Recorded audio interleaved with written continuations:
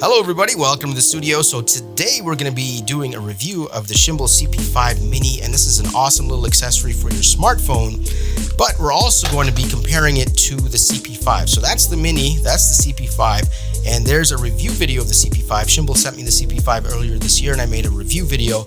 Definitely check that out, because if you're a content creator and your primary camera is your phone, then the Shimbol CP5 is a must-have accessory. It is absolutely awesome.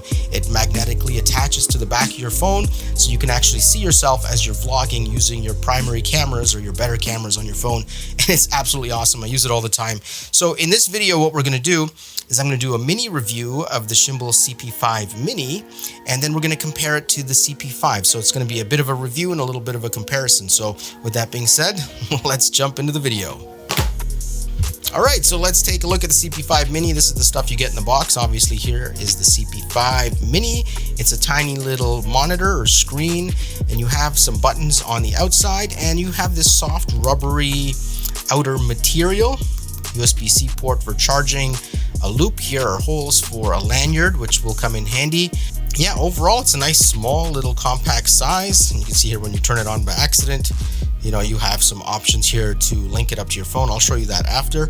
But if there's one complaint, it's these buttons. Like, it's a white shell with white buttons and white text or white paint markings on the button, so you don't really know what you're pressing, especially if this thing is attached to this, which I'll show you later, on your wrist here. You can't read anything, so you kind of have to memorize what the buttons are. So I don't know, Shimbol, maybe you should have used black text on a white button, just a design idea for you there. But yeah, overall pretty good. Now let's talk about this. You have these holes here for lanyard, and you get this in the box, so definitely hook up the lanyard to your CP5 because it can fall pretty easily. You get an instruction manual. Teaches you how to set this thing up with an iPhone, with an Android, so it works with both devices, which is awesome. You get a USB-A to USB-C charging cable. I don't know if this is a bonus accessory or if it comes with the device. It came with the package Shimbol sent me, but basically, let's just put this on here. It barely fits my wrist, and I don't even have big wrists, so yeah, I don't know if this is going to work for a lot of people. So it's a magnet, and it attaches to your wrist. So if you have your phone mounted somewhere, you can monitor it here, and then you could use the buttons on the side to... Okay, so I accidentally turned off the recording on my phone because it is paired with my phone, which I'm recording with right now.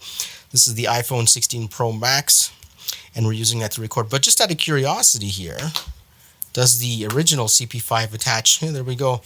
It's a little bit loose because the magnets are round to match the back of your phone, but you kind of can do it, although I wouldn't. And again, this thing also, it's pretty good here, but you can knock it off with enough force.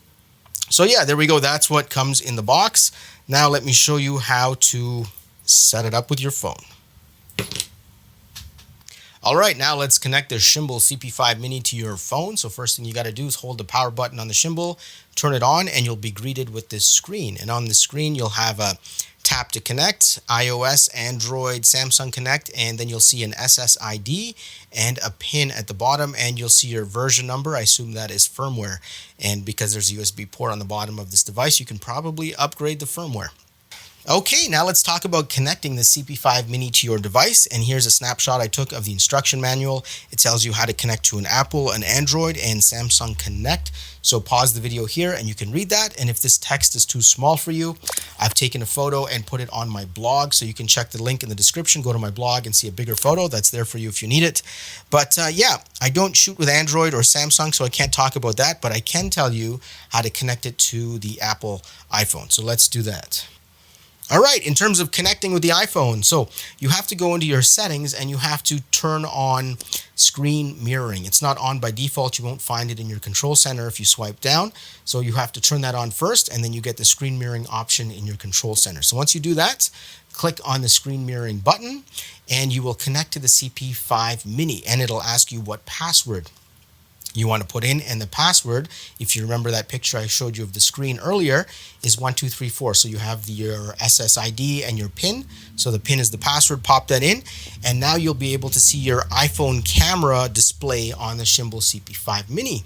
However, you won't be able to access the buttons on the side of the device. They won't work. So what you have to do is go into your Bluetooth settings and then connect your Bluetooth to the Shimbol CP5 Mini, and then you'll have access to the buttons. So you have to connect this twice the first time, but the good news is once your Bluetooth is connected, you don't have to connect it again unless you disconnect. So yeah, there you go. You have to connect 2 different ways.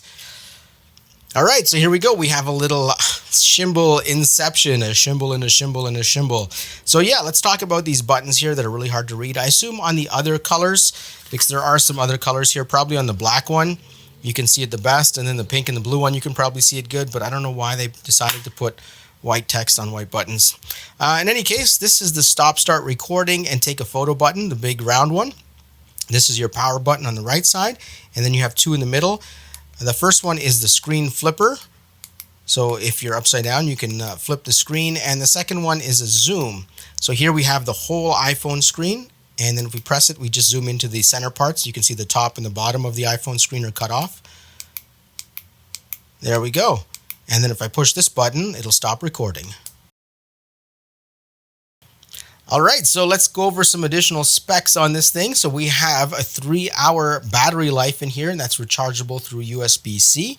We have a 30-meter range, which is absolutely crazy. So you can control your camera with these buttons from 30 meters away.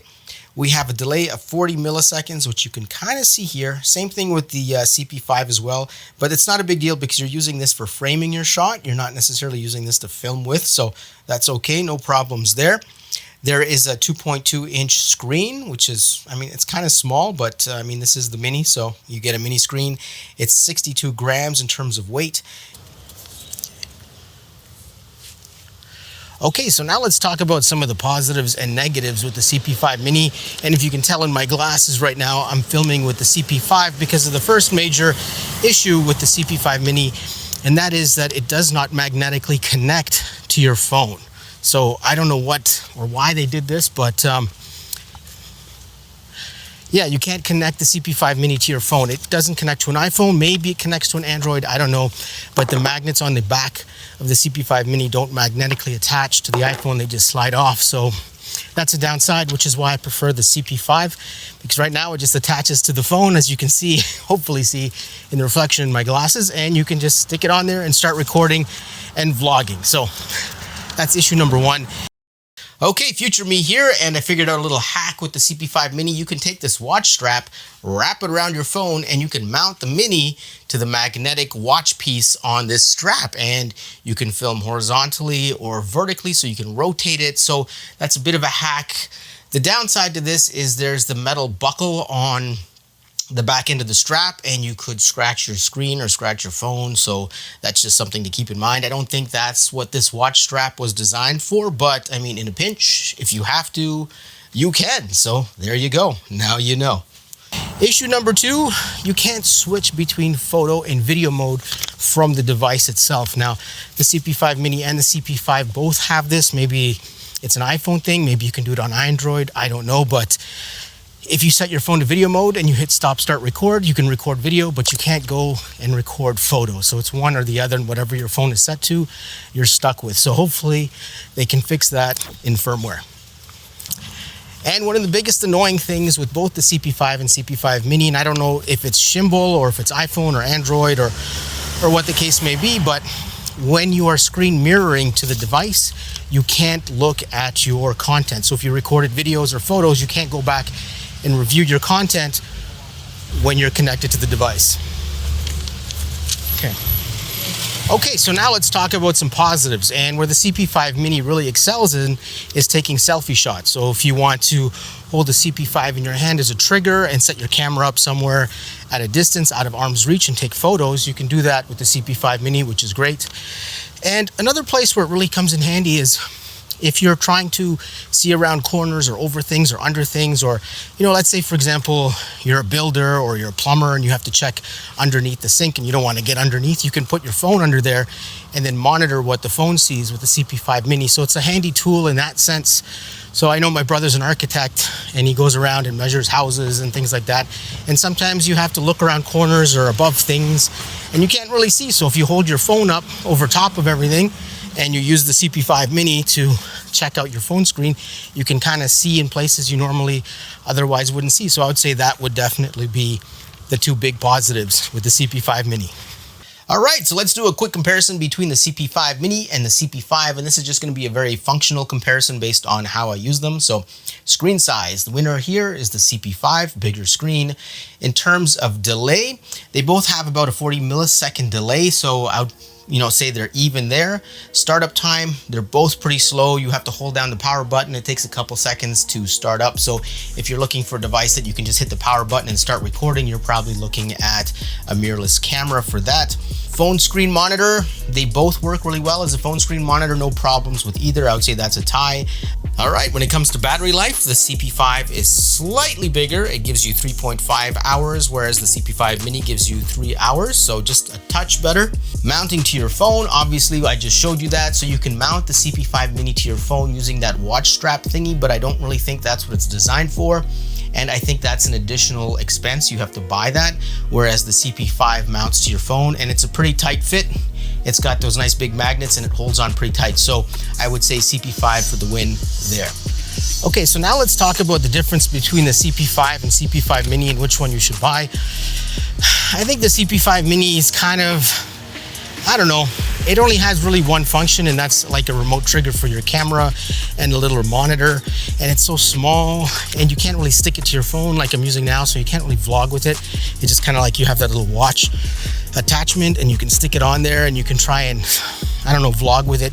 But because it can't attach to the phone itself, it's kind of, in my personal opinion, useless as a vlogging tool or a content creator tool. I would much rather pick up the CP5. So if you're deciding between the two, I would say go for the CP5. It magnetically attaches to the phone, which is awesome. So right now, that's how I'm filming. And you can also internally record with the CP5 only at 1080p. So if you have to record something on your phone, but phones usually have like screen recording options built into them, or you can download apps for that. So I wouldn't say that's a big deal. I would say the CP5 is the big winner simply because it attaches to your phone. That's pretty much it, which gives you access to all the nice cameras on the back of your phone, which allows you to film stuff like this. So I can film ultra wide on my iPhone and get great content for YouTube, for social media, TikTok, whatever. So I say definitely go with the CP5. It's worth the extra money.